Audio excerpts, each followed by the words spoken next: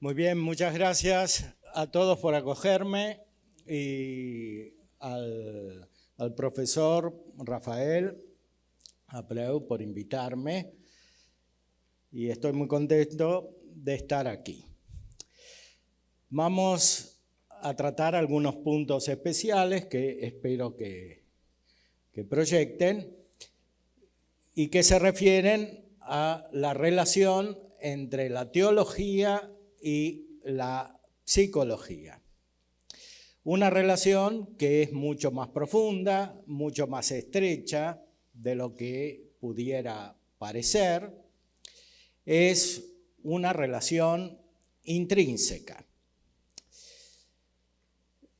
Aquello que quería proponerles comienza por una historia. La historia de por qué estamos aquí todos juntos. Y esta historia corresponde a un secreto. Y el secreto está escondido en una experiencia. Una experiencia que, como señaló la doctora Patricia Schell, comenzó hace 30 años en la Universidad Católica Argentina. Me tocaba enseñar teología a los estudiantes de psicología. Ahora, como suele suceder desde hace mucho tiempo en las universidades católicas y en la formación católica en general, la doctrina que se enseña, especialmente en las disciplinas humanísticas y sobre todo en la psicología, no coincide del todo con el pensamiento católico. Es decir, muchas veces está hecha sobre principios que son justamente opuestos al pensamiento, a la doctrina, a la fe de la Iglesia. Esto, por supuesto, se da por descontado en la mayoría de las universidades del mundo, que no son católicas, pero el problema también está en los centros universitarios católicos, en los seminarios, etc. Entonces, respecto de este tema, hay una gran confusión teórica y los alumnos perciben esta confusión y muchas veces quienes supuestamente deberían recibir una formación católica se deterioran a lo largo del tiempo estudiando en las universidades católicas. Entonces hay un fenómeno de una contradicción vital muy profunda. En algunas universidades, en algunas partes del mundo, sucede que van a la Universidad Católica, los alumnos, los padres los envían con buena intención y los alumnos pierden la fe y a veces también la moral en la Universidad Católica. Entonces es un tema muy grave.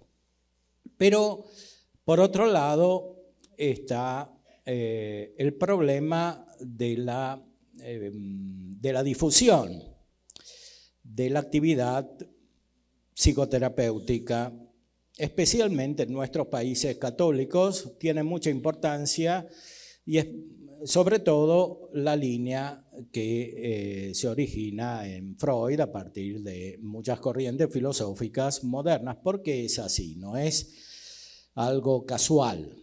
Es así porque en el pensamiento de Freud hay escondida una raíz teológica que podríamos definir antiteológica. Es decir, los temas más profundos de Freud se refieren justamente al pecado, a la reconciliación, a la relación entre las personas, a Cristo, incluso a la Trinidad, a la cultura cristiana, a la reforma de la religión. Hay un secreto dentro de Freud. Y para responder a este secreto hace falta otro secreto, algo escondido dentro de la experiencia de esta historia que narramos.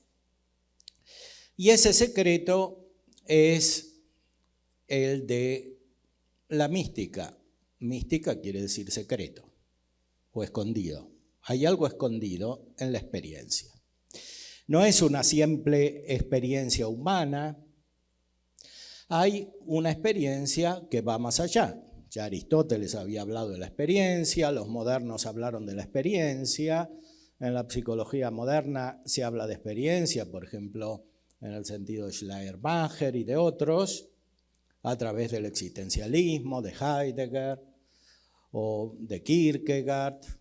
Pero aquí hay otro tipo de experiencia. Es una experiencia que está en lo más escondido del alma, en lo más secreto o en lo más místico del alma y que depende de la acción divina. Esa experiencia es el núcleo de la teología. ¿Y la teología qué es? Santo Tomás, nuestro maestro, nos dice que es la misma ciencia de Dios comunicada. Dios se conoce a sí mismo, se conoce directamente, perfectamente, infinitamente a sí mismo y eso nos lo transmite, nos lo comunica.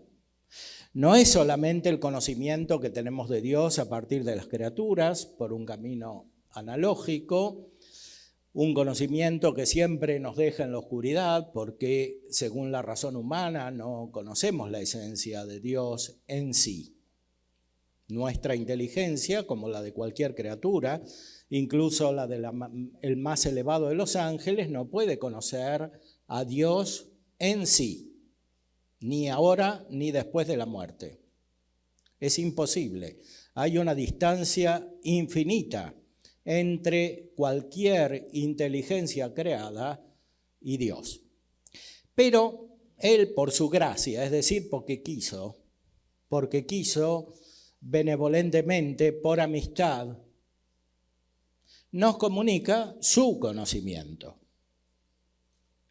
Esa comunicación comienza en la fe, de una manera muy oscura, muy humilde, porque el que tiene fe al principio no sabe lo que tiene, y crece como el árbol de mostaza que está en el Evangelio y se va haciendo cada vez más luminoso y se va haciendo secretamente el motor de todo lo que pasa en una persona. Cuando esa luz desaparece, hay una gran oscuridad y un gran vacío. Cuando esa luz se recoge, todo tu cuerpo está iluminado, dice Jesús. Todo tu cuerpo está iluminado. Quiere decir, toda tu persona se vuelve luminosa.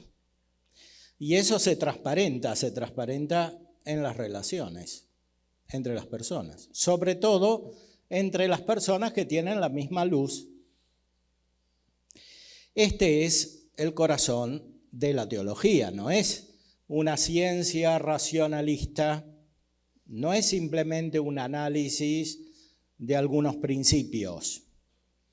Es algo que está profundamente instalado en el corazón, que es místico, que es secreto y que en modo también secreto va transformando toda la manera de pensar. En primer lugar, ayuda la razón, la fe, la luz de la fe ilumina la razón, la perfecciona, la rectifica, muy especialmente porque la razón humana, esa razón que es tan débil comparada con la de los ángeles, necesita como un motor afectivo, necesita el amor para funcionar adecuadamente. Santo Tomás, cuando explica la voluntad, en la primera parte de la Suma, dice que es mejor amar a Dios que conocerlo.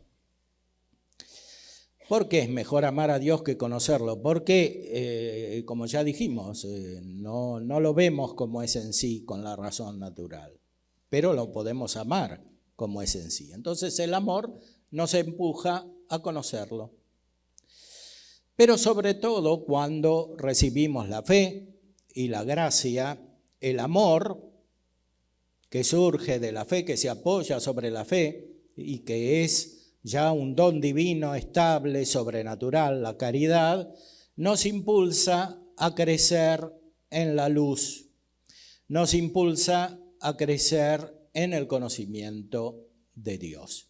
Y entonces, por la fe, nuestra razón comienza a buscar la verdad de un modo nuevo. O sea, deja de lado algunos conocimientos para centrarse en otros. Santo Tomás dice que hay una virtud para esto, se llama la estudiosidad, que es contraria a la curiosidad. Fíjense cómo una persona muy culta puede ser viciosa en este aspecto porque es curiosa, sabe mucho de una determinada arte o de una ciencia, pero no mucho o casi nada de lo más importante. Es necesario entonces que haya un orden, una armonía en nuestros conocimientos, y eso lo produce la fe. De manera tal que dejemos de lado lo inútil, sea entre los conocimientos sensitivos, sea entre los conocimientos intelectivos, para que nos centremos en aquellos que finalmente son útiles, pero ¿útiles para qué?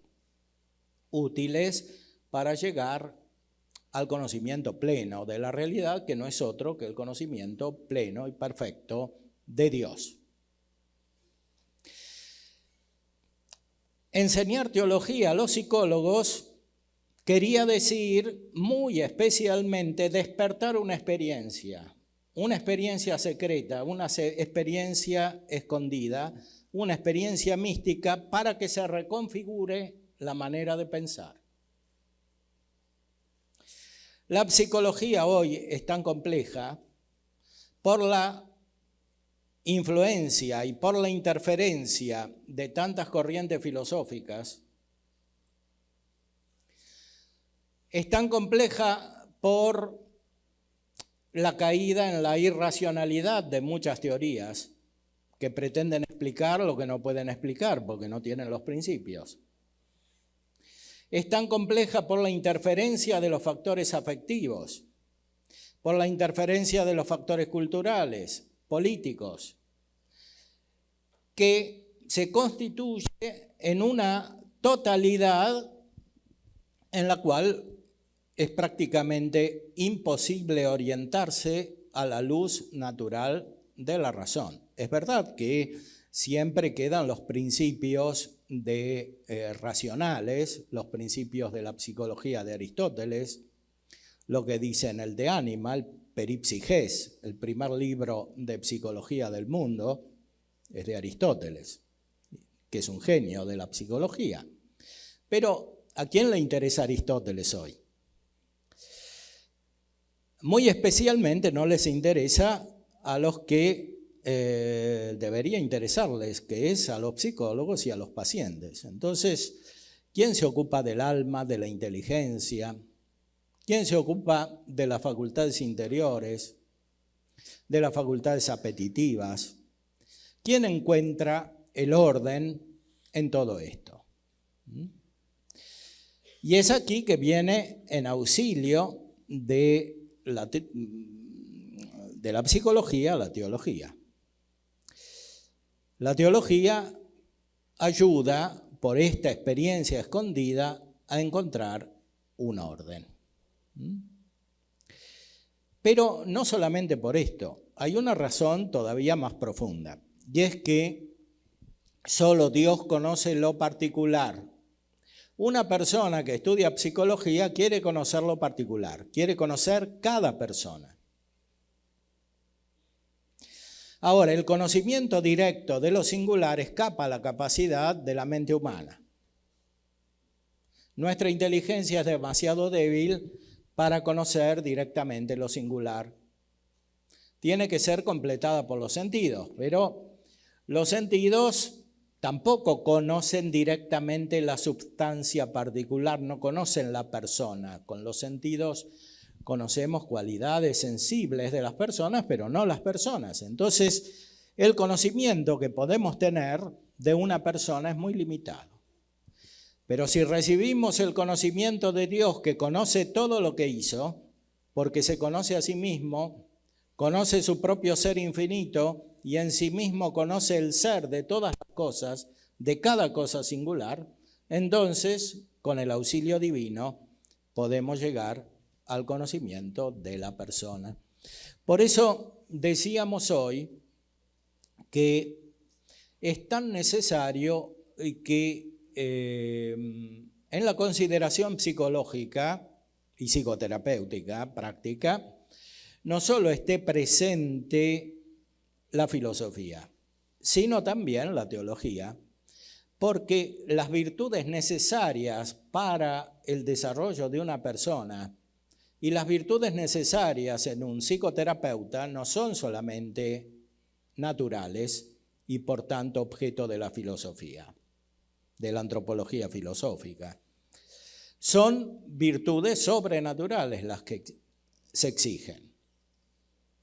Y ni siquiera estas son suficientes, hacen falta los dones del Espíritu Santo.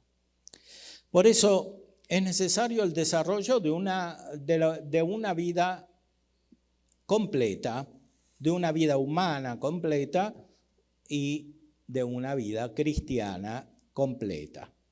Por supuesto, cada uno llega donde puede y cada uno ayuda como puede.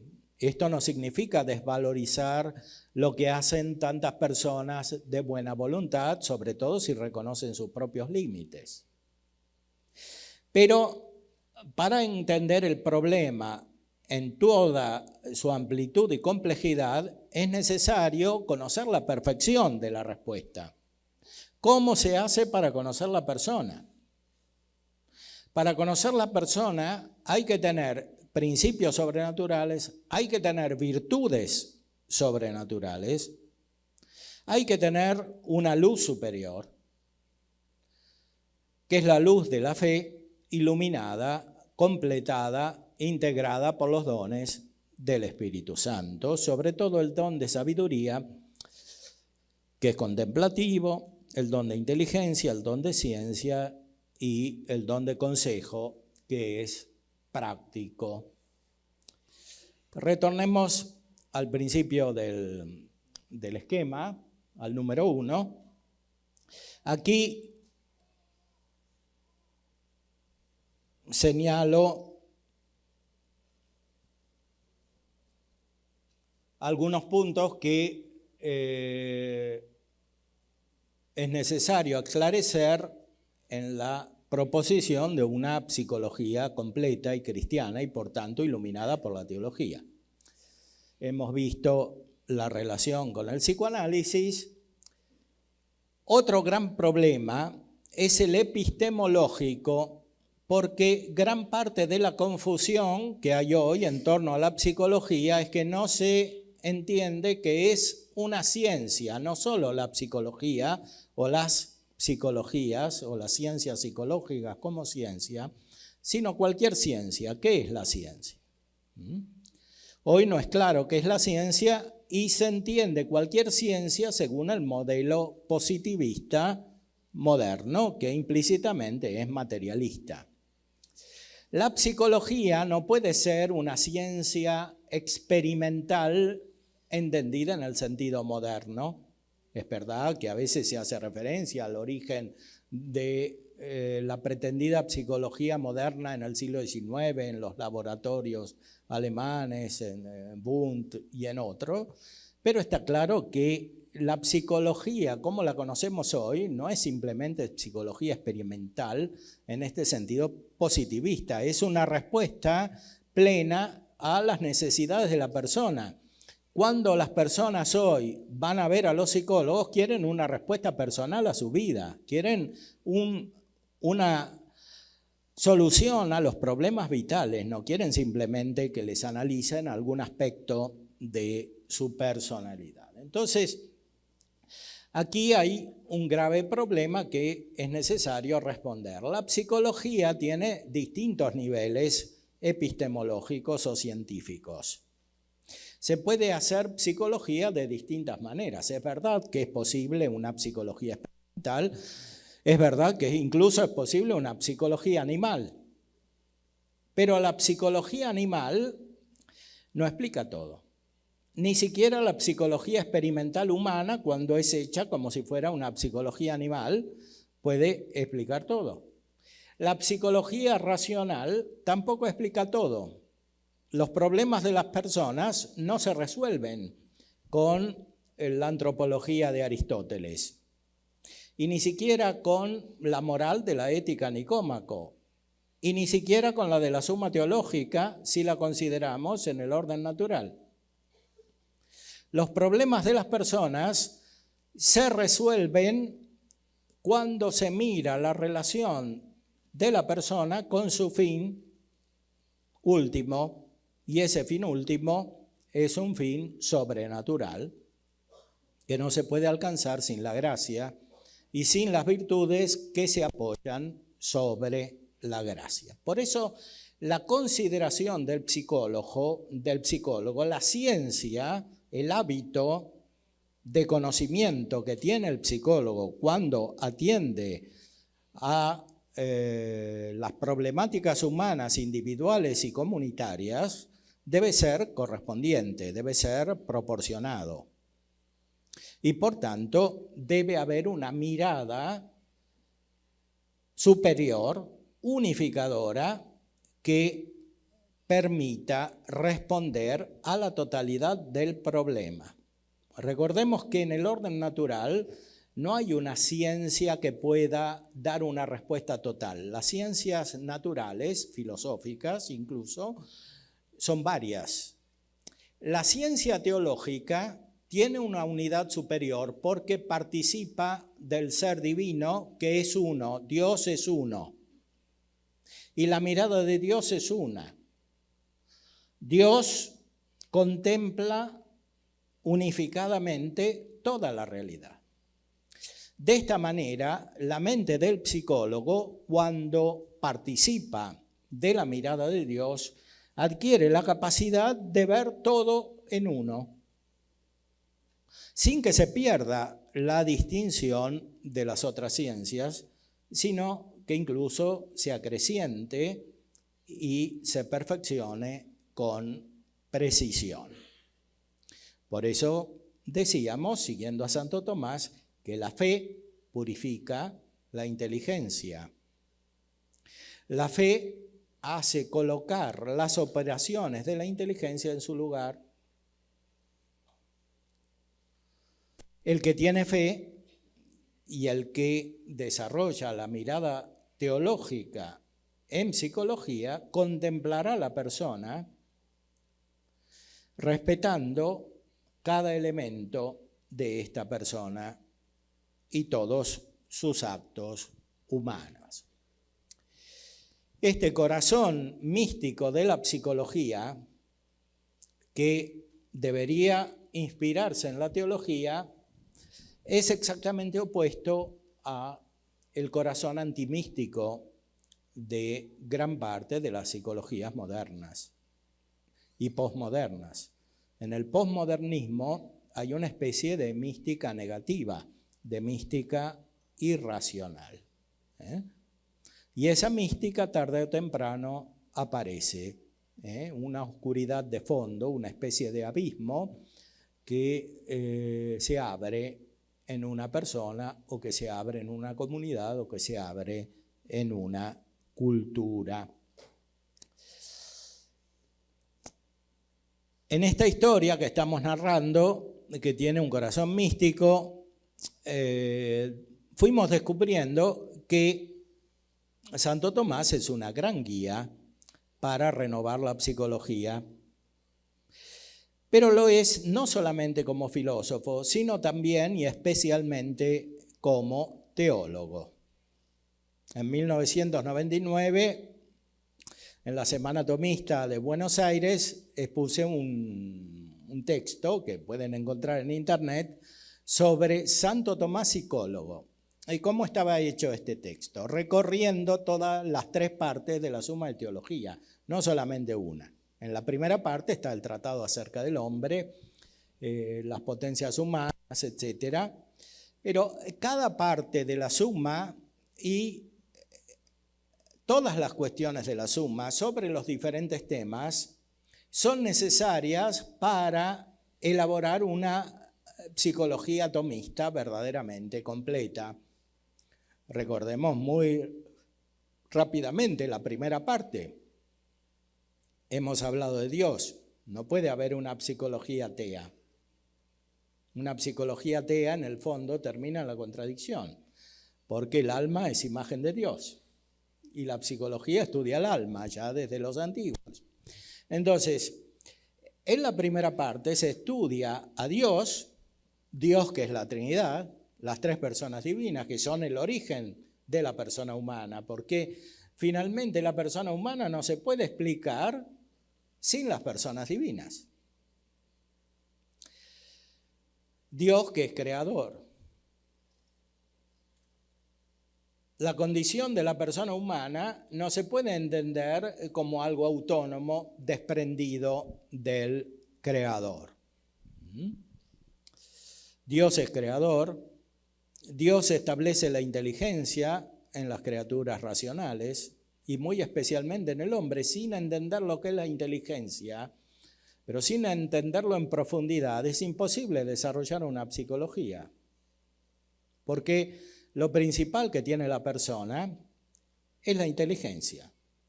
Y todo lo demás, en el orden natural, deriva de aquí. Por supuesto, la caridad es superior al ejercicio de la inteligencia en esta vida, pero lo supone. Y lo mismo hay que decir acerca de los otros temas, los ángeles. ¿Qué tienen que ver los ángeles con la psicología? Tienen mucho que ver. Todos los días las personas, y sobre todo las que van a ver a los psicólogos, son movidas por los ángeles, buenos y malos. Entonces hay que estudiar qué hacen los ángeles en las personas humanas. Otros autores lo han estudiado con mucha precisión práctica, por ejemplo San Ignacio de Loyola, que tiene en los ejercicios espirituales unos textos sobre el discernimiento de espíritus. Y otros autores también de la gran tradición cristiana. Bueno, por supuesto, llegamos a la segunda parte de la Suma y ahí están las virtudes de las cuales hemos hablado y seguiremos hablando aquí largamente, las virtudes naturales, las virtudes sobrenaturales, pero no solamente eso, hay que entender los actos humanos, porque las virtudes en el fondo tienen como fin los actos humanos y ahí se trata de los actos humanos. ¿Cómo están configurados los actos humanos? ¿Cómo se relaciona la inteligencia y la voluntad en los actos humanos de una persona? Sin esto es imposible tener una mirada verdaderamente psicológica, es decir, sin considerar lo más importante, la inteligencia y la voluntad. Pero también están las pasiones, hay un largo tratado acerca de las pasiones, muy articulado y con muchas observaciones que hoy llamaríamos psicológicas. Entre paréntesis, hay que rechazar el reduccionismo de considerar la psicología tomista como una psicología que se ocupa de las pasiones. A veces sucedió eso. Hay miradas de la psicología desde el tomismo que la reducen a una consideración de las pasiones. Como estamos viendo, es algo mucho más amplio. Después tenemos el tratado acerca de la ley. La persona se rige por la ley. Hasta el mismo Freud lo reconocía, pero le daba una función negativa a la ley, en fondo. La ley tiene una función principal. La ley natural, la ley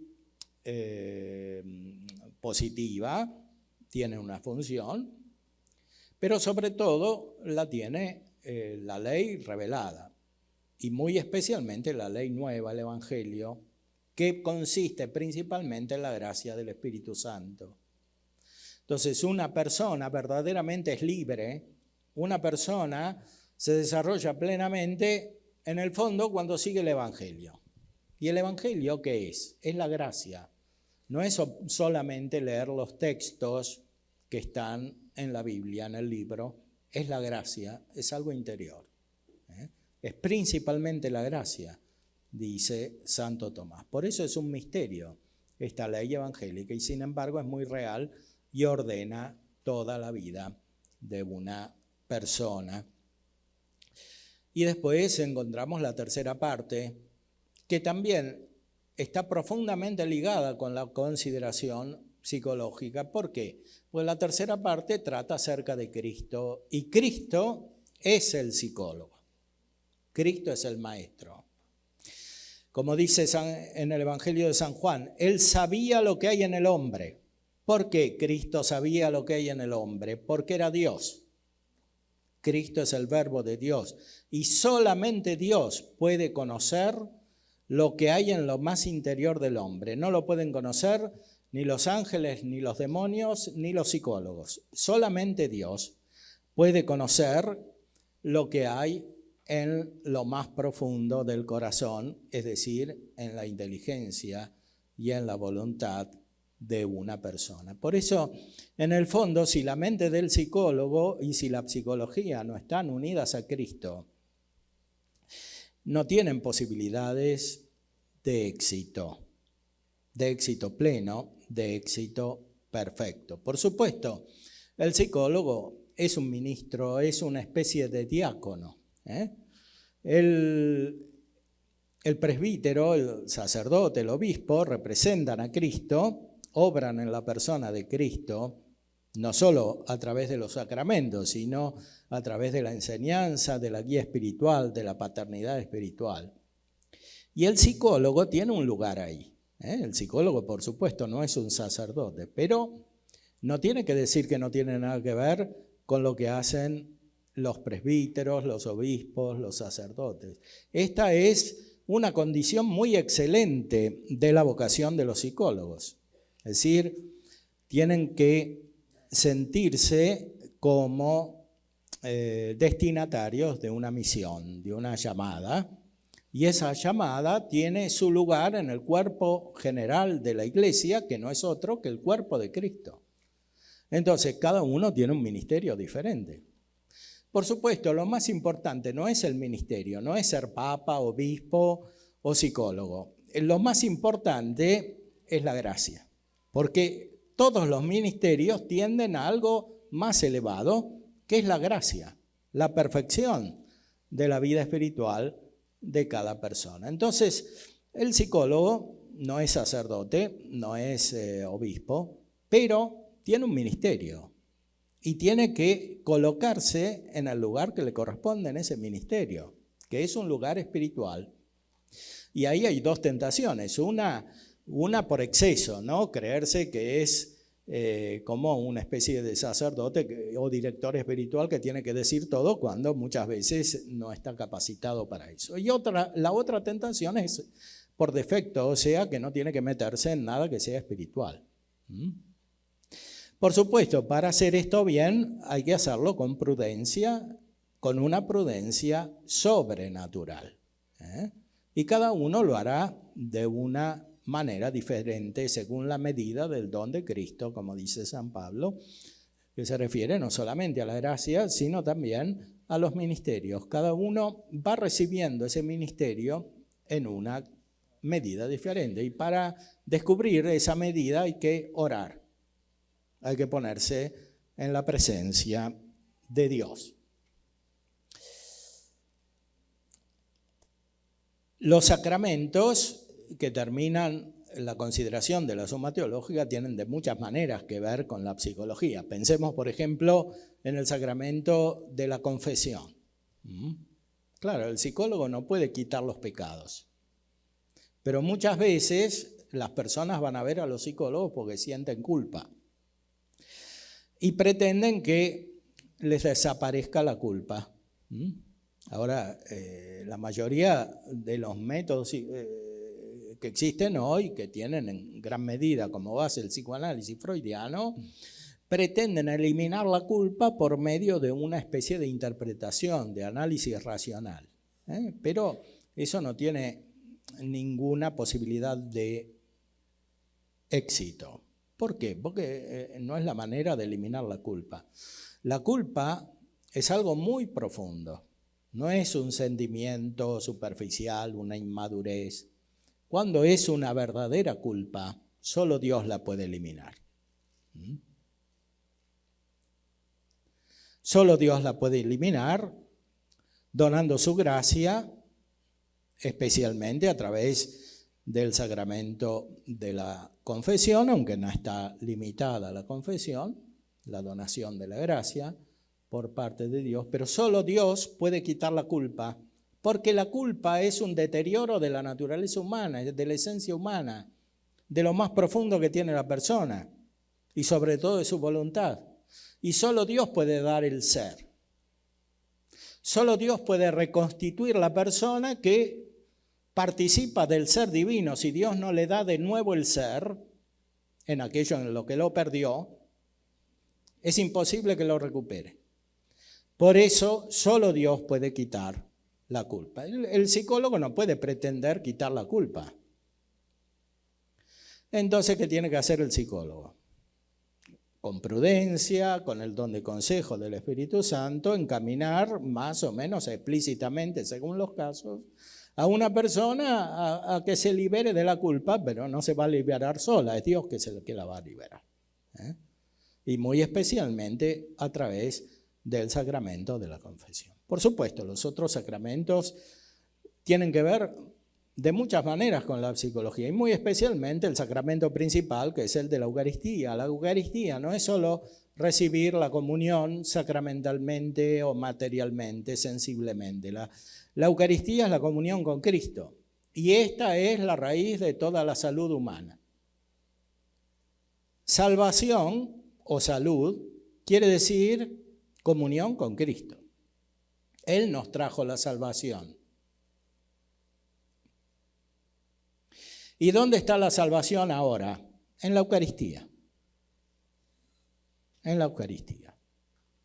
Y la Eucaristía es contemplar a Cristo y en Cristo contemplar al Padre y recibir al Espíritu Santo.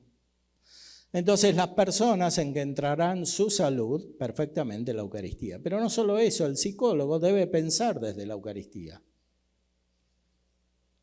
Es decir, debe pensar contemplando a Cristo. Y de esta manera verá a Cristo también en el paciente. Cuando Jesús nos dice que Cristo está en los pobres, no lo dice solamente respecto de los que no tienen nada para comer o para vestirse. Lo dice, y más especialmente todavía, respecto de los que están en una pobreza interior, porque están desordenados, porque están deteriorados, porque están en pecado. Esos son los pobres. Entonces el psicólogo no solo tiene que revestirse de Cristo, como dice San Pablo, sino que tiene que mirar a Cristo en el otro, aunque sea ateo.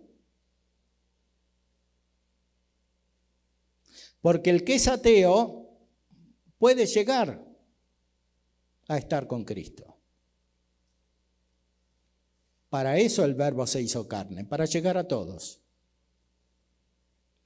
Entonces, la caridad del psicólogo finalmente es mirar con la mente de Cristo. San Pablo dice, nosotros tenemos la mente de Cristo. Nosotros tenemos la mente de Cristo. Y nos exhorta a que sintamos con Cristo, a tener los sentimientos de Cristo. Entonces, el psicólogo ejercitará en manera plena su vocación en el sentido más elevado del término, no es la vocación en el sentido moderno, que es el análisis de algunas cualidades que tiene un sujeto. Es llamada divina eso. En la Biblia, en la Sagrada Escritura, En el Nuevo Testamento, vocación es lo que hace Dios. Dios llama. Dios llama. Y nosotros respondemos. Entonces, el psicólogo responderá perfectamente a su vocación cuando podrá mirar con Cristo. Cuando verá a Cristo y cuando mirará con los ojos de Cristo.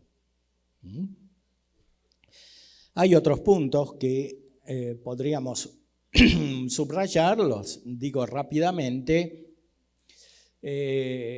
Muchos ya lo adelanté. La psicología tomista debe considerar profundamente el orden natural y el orden sobrenatural, los dones del Espíritu Santo, y debe imitar la vida evangélica, que es siempre vida religiosa de Cristo. ¿Qué es la religión? Es el acto, es la virtud más elevada que está dentro de la justicia. Es una de las 4 virtudes cardinales. Tiene varias partes. La parte principal es la que se refiere a Dios. Una persona será perfectamente virtuosa cuando será religiosa. Entonces, si en el ámbito de la psicología tomista hablamos de virtud, debemos hablar explícitamente y principalmente de la virtud de la religión. ¿Cuál es el acto de la virtud de la religión? La devoción. O sea, elevar la mente a Dios. Elevar la mente a Dios. Y aquí podemos subrayar algunas de las tentaciones que pueden venir en la constitución de una psicología tomista. Y las tentaciones principales vienen por el lado del naturalismo y del racionalismo. Santo Tomás es muy inteligente, es un gran filósofo. Es muy inteligente, súper inteligente. Mucho más que todos nosotros y que los autores de la cultura contemporánea. Entonces, cuando uno sigue a Santo Tomás se puede volver un poco soberbio. ¿Por qué? Porque es más inteligente que otros, pero no por mérito propio, sino porque Santo Tomás es más inteligente. Entonces, de aquí puede derivar un peligro teórico y práctico, que es un peligro que lamentablemente muchas veces fue puesto en práctica. O sea, el peligro de reducir el tomismo a filosofía. Por supuesto, la filosofía es fundamental. Yo enseño filosofía, ¿no? Metafísica, gnoseología. Pero la filosofía no es todo. Y cuando uno es tomista, como sabe tantas cosas que otros no saben, puede tener este peligro de comenzar a funcionar en su mente de una manera racionalista, y eso también en la psicología. Este peligro está conectado con otro peligro, que es el naturalismo, o sea, pensar que con un análisis racional de la persona e incluso de sus virtudes y de sus vicios opuestos, uno comprende una persona, no lo comprende de esa manera simplemente. Es necesario tener la otra mirada, la mirada sobrenatural, que es la mirada verdaderamente tomista. O sea, Santo Tomás es tan inteligente y desarrolló con tanta precisión el tratado acerca de las virtudes porque era un teólogo. La teología no anula las otras ciencias, sino que las perfecciona, como la gracia perfecciona la naturaleza. Entonces, un psicólogo tomista nunca tiene que tener miedo de abrirse a la teología, porque tiene que tener más miedo de quedarse en la filosofía. Es la tentación más corriente. Entonces, hay que ejercitarse, además hacerlo con perseverancia, porque hay una inercia negativa. Si uno no hace nada, si no crece en esta visión, después, tarde o temprano, recae en el naturalismo y en el racionalismo. Y esto daña al propio psicólogo, daña a las personas y daña a la comunidad y a la difusión del pensamiento del mismo Santo Tomás, porque otros pueden decir, bueno, pero esta gente quiere arreglar todo con medios racionales y eso no es así. Entonces hay que tener mucho cuidado en este punto. Quisiera señalar también que Santo Tomás no es el único santo. En Santo Tomás está admirablemente recogida la tradición anterior, pero no encierra toda la tradición. Muy especialmente en el ámbito de la psicología, debemos conectar la doctrina de Santo Tomás con la de otros santos que han tenido una gran visión de lo que es la persona humana. Hemos citado a San Ignacio, ahora nos referimos a San Juan de la Cruz. San Juan de la Cruz fundamentalmente tiene los principios filosóficos que están en Santo Tomás, pero tiene una gran capacidad de análisis de la evolución del sujeto personal. Los medievales, Santo Tomás en siglos anteriores, al XVI, que es el de San Juan de la Cruz, atendían más a lo más profundo de la realidad natural y de la gracia, sin preocuparse tanto de los fenómenos interiores. San Juan de la Cruz está al inicio de la modernidad, cuando la cultura se hacía más compleja y era difícil orientarse. Era difícil orientarse para las mismas personas.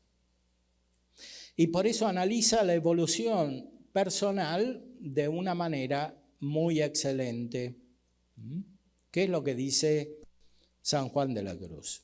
Que para llegar a esa mirada de la cual hablábamos anteriormente, hay que pasar por la oscuridad. ¿Por qué? Porque la fe es oscura. La fe es el conocimiento que Dios tiene de sí comunicado, pero nosotros no somos Dios, estamos infinitamente lejos de Dios. Entonces, nuestra capacidad viene como enceguecida por la luz de Dios. Y eso es bueno. Eso es bueno. Por eso dice San Juan de la Cruz que hay que entrar en la noche oscura. Ahora, es la noche oscura de la fe, pero es también la noche oscura de la vida, porque, como dijo Jesús, si tu ojo está iluminado, todo tu cuerpo está iluminado. Si tu ojo es simple, todo tu cuerpo está iluminado. Pero si nuestro ojo está oscurecido por la limitación que tiene, también parece que toda nuestra vida está oscurecida. Por eso San Juan de la Cruz dice que para crecer espiritualmente y también humanamente es necesaria una profunda transformación. Y esta transformación no es algo que sucede solamente en los grandes místicos, en las grandes personas religiosas.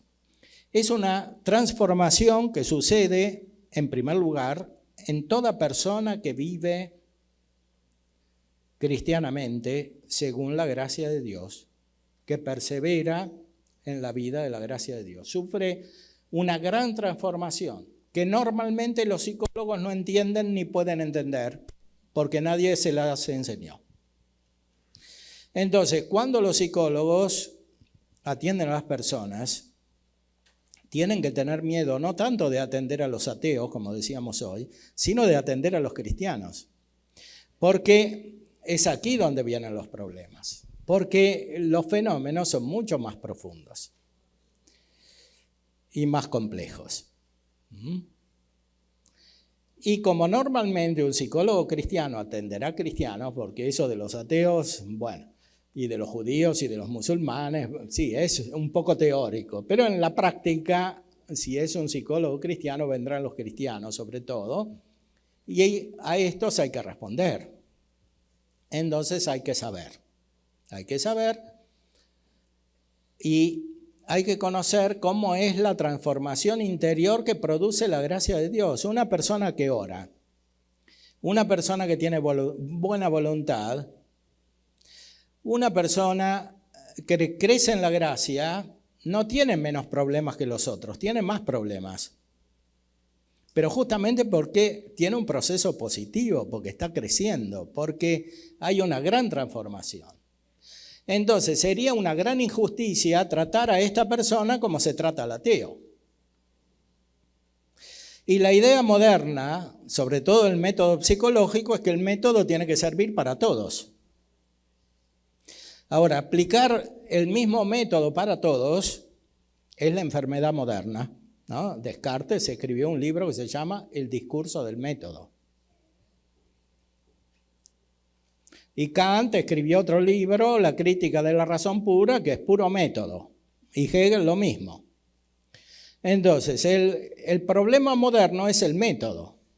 Entonces, cuando queremos hacer una psicología verdadera, no tenemos que caer en la causa de la enfermedad, que es el método. O sea, las personas se enferman porque quieren usar la misma medida que usan otros en su propia vida. O sea, porque quieren aplicar el mismo método y los psicólogos los ayudan a enfermarse porque aplican el mismo método para todos. Eso es justamente lo que no hay que hacer. Lo que hay que hacer es descubrir la acción de la gracia, la atracción transformadora en cada persona.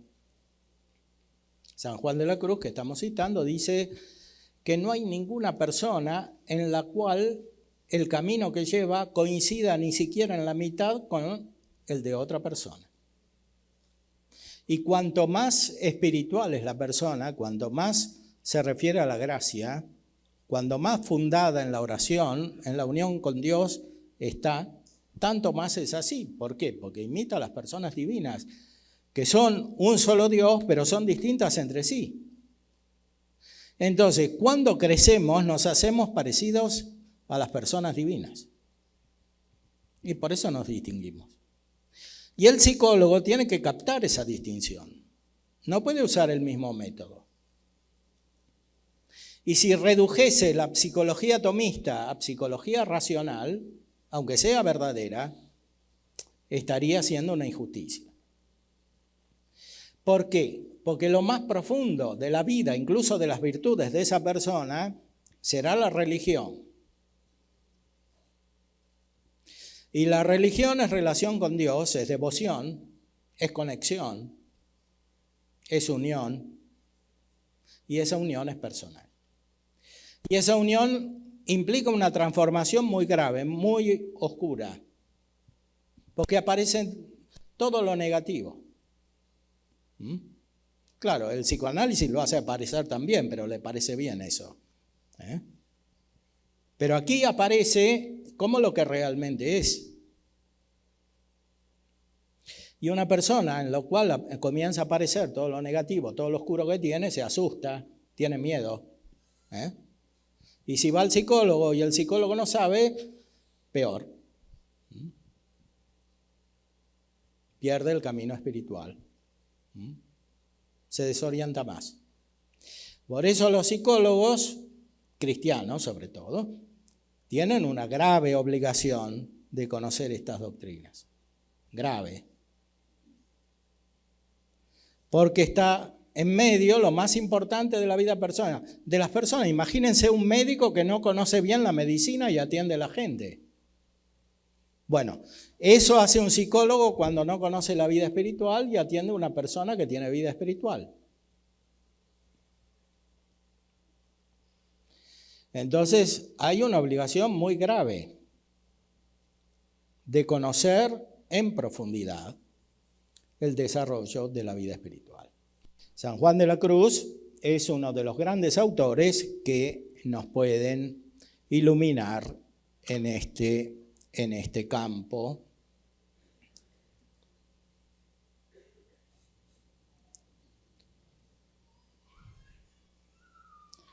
A ver. Bueno. Tenía otros textos para mostrarles unos ejemplos de el modo de razonar de Santo Tomás en el orden teológico y también de San Juan de la Cruz. Espero que los pueda pasar. Esto no pasa. Tal vez pueden desde allí hacerlo avanzar. Bueno, la exhortación ya la hice en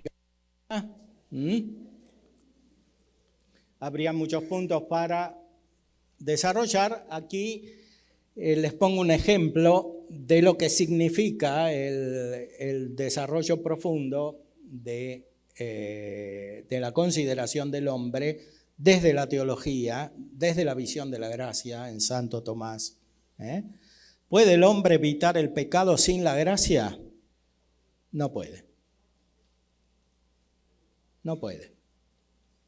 ¿Eso qué quiere decir? Que sin la gracia no se pueden evitar las deformaciones humanas más profundas, más radicales, y por tanto los desequilibrios psíquicos profundos que dependen principalmente de la oscuridad de la inteligencia y de la debilidad de la voluntad.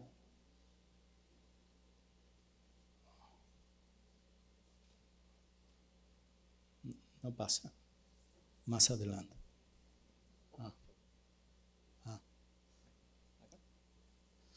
Bueno, en este estado el hombre puede evitar el pecado mortal que radica en la razón, o sea, cuando tiene la gracia, está diciendo Santo Tomás, puede evitar el pecado mortal. Cuando no tiene la gracia, no lo puede evitar. Y si no lo puede evitar, hace otro pecado y va cada vez peor. Entonces, el único modo de romper esa cadena negativa es la gracia. Antes que la razón humana en estado de pecado mortal sea reparada por la gracia santificante, puede evitar los pecados mortales uno a uno y por algún tiempo, pues no es necesario que esté siempre pecando en acto. Pero es imposible que permanezca mucho tiempo sin pecar mortalmente. De aquí está esta advertencia de San Gregorio: el pecado que no es borrado enseguida mediante la penitencia por su propio peso conduce a otro pecado. La causa de esto es que así como el apetito inferior debe estar sometido a la razón a su vez debe estar sometida a Dios, en quien ha de poner el fin de sus apetencias, pues los actos humanos deben ser regulados por el fin. Al igual que los movimientos del apetito inferior tienen que ser guiados por el juicio de la razón. Ahora bien, lo mismo que en el apetito inferior no sometido plenamente a la razón es inevitable que surjan de vez en cuando movimientos desarreglados, así también tienen que aparecer movimientos desordenados en la razón natural que se encuentra en estado de insubordinación a Dios. Porque cuando el hombre no tiene su corazón de tal manera fijo en Dios, que ni por conseguir provecho ni por evitar daño consientan apartarse de Él, le salen al encuentro multitud de cosas que por alcanzarlas o por rehuirlas le inducen a apartarse de Dios por la infracción de sus mandatos, y así cae en pecado mortal, sobre todo porque cuando tiene que actuar de improviso, el hombre obra de acuerdo con fines prefijados y con hábitos previamente adquiridos. Esto coincide con el concepto moderno de inconsciente. Ahora en el inconsciente moderno ponen todo. Aquí Santo Tomás, con la ayuda de Aristóteles, lo dice con mucha mayor precisión. Aquí tienen la traducción.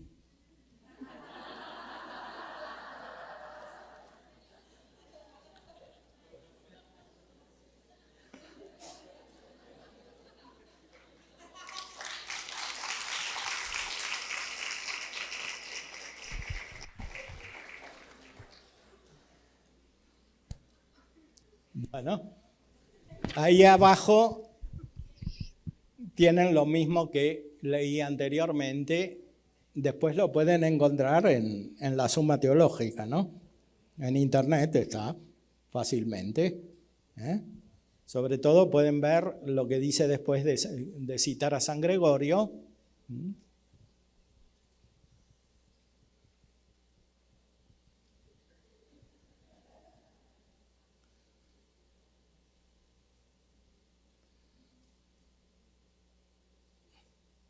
Esa premeditación,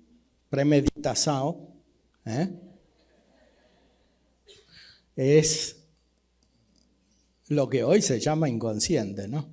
O sea, lo contrario. La premeditación es estar despierto, tener conciencia, atención.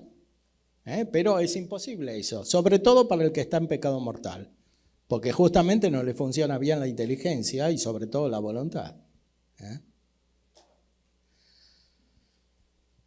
Sin la gracia de Dios no puede ser conducido al orden debido. Y por último, ya estoy fuera de tiempo,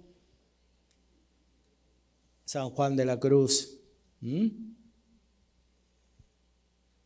la noche oscura.